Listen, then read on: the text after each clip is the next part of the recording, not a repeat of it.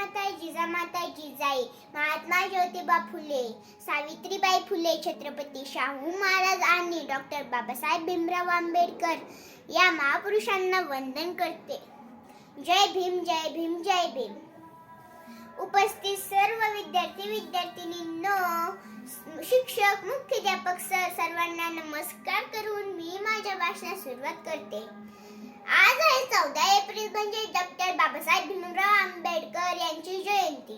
अंधारच होता नशिबी ज्यांच्या, अंधारच होता नशिबी ज्यांच्या, त्यांना प्रकाशाचं दान दिलं, त्यांना प्रकाशाचं दान दिलं.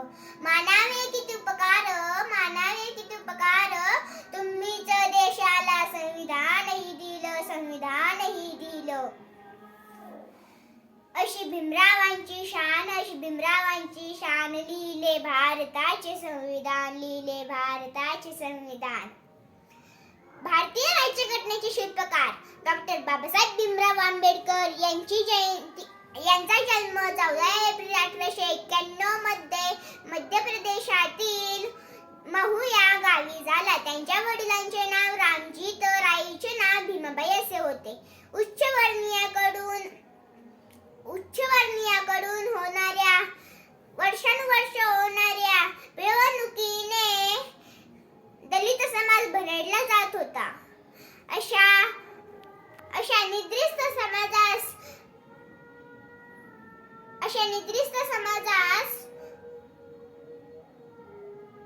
जागे करण्याचे अवघड कार्य यांनी केले.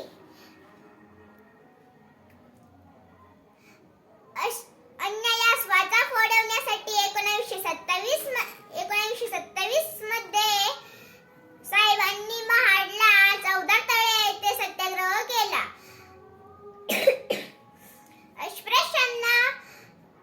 अस्पृश्यांना मंदिरात प्रवेश मिळावा म्हणून नाशिकच्या काळाराम मंदिरात